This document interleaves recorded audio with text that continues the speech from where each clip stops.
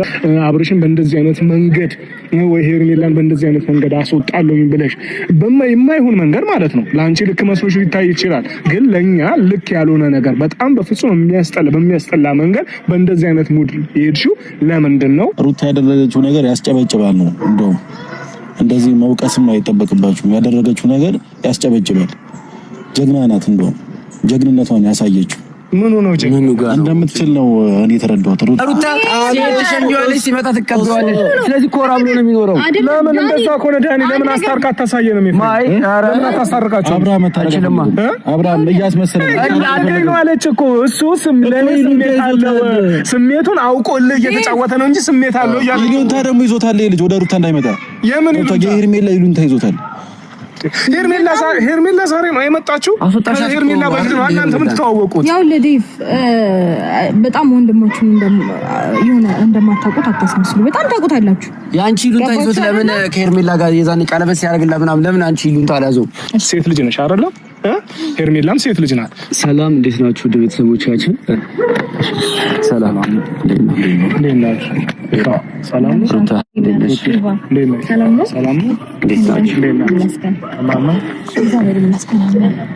እንኳን ደህና መጣችሁ። አሪፍም ነው። ያው ለሀሳብም አሪፍ እንትን ይለናል ብዬ አስባለሁኝ።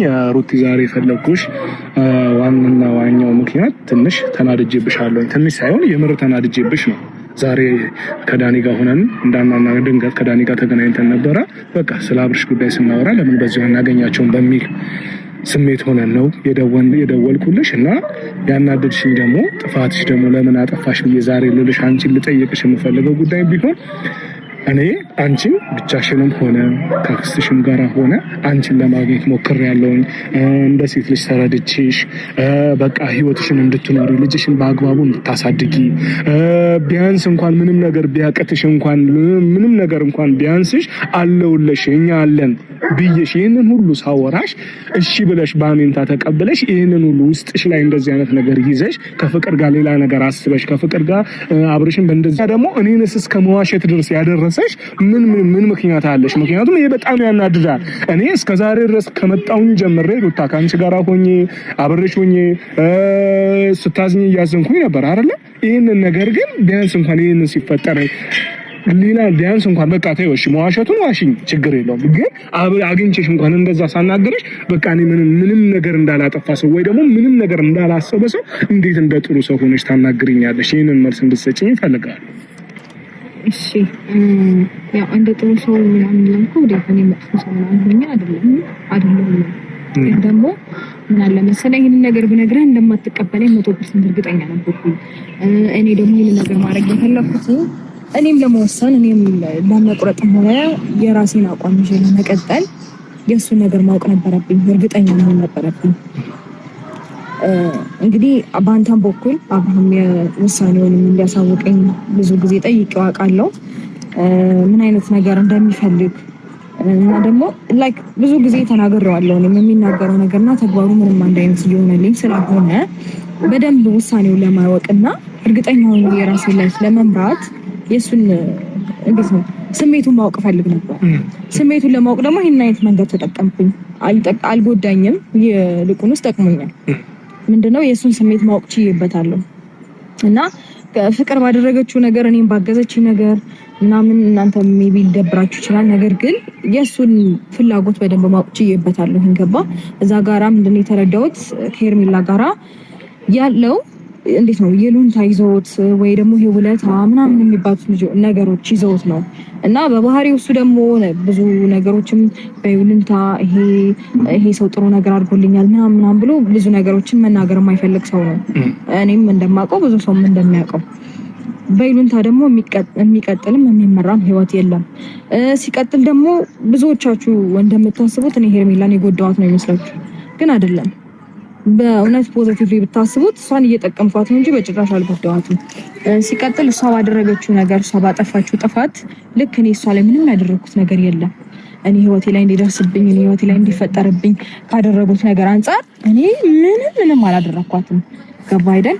ስለዚህ ከዚህ በፊትም ደግሞ የሆነ ነገር ለማድረግም ሳስብም ስሞክርም እናንተ ያልተቀበላችሁ ነገሮች ነበሩ። ይህንንም ነገር ብነግራችሁ እንደማትቀበሉኝ እርግጠኛ ስለሆንኩኝ ለማንም መናገር አልፈለኩም እና በእርግጠኝነት እሱን የሚጎዳ ነገር አንዳች ነገር አላደረኩኝም። አሁንም ቢሆን በጭራሽ የሚጎዳበትን ነገር አልፈጠርኩም። ግን ደግሞ ሐሳቡንም ልቡንም ይሄ ማድረግ የሚፈልገውን ነገር መረዳትና ማወቅ በደንብ ችዬበታለሁ። ገባ አይደለ ዴፍ? ሶ እናንተም ላይክ ለምን ዋሸሽ ልትሉኝ ትችላላችሁ። ኦፍ ኮርስ አልነገርኳችሁም። ምንም ነገር እማቅም አልመሰላችሁም።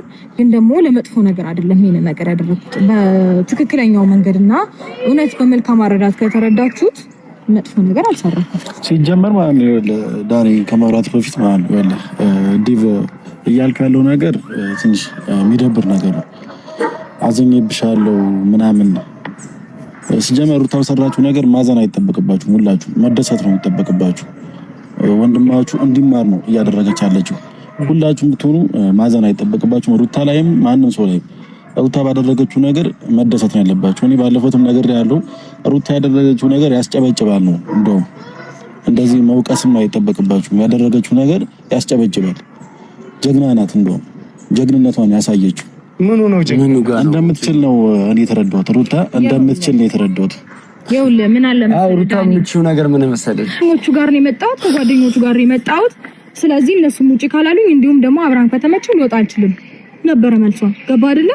በሰላምማ ኦፍ ኮርስ ከማናቸውም ጋር በሰላም ነገሮችን ለመፍታት በሰላም ለመገላገል በጣም ረጅም ርቀት ይችላል። ክፉ ሰራ ብለሽ መስራት አለብሽ። እሺ ሩታ አብራሽ በቃ ልክ ነሽ። ሄርሜላ አጠፋች።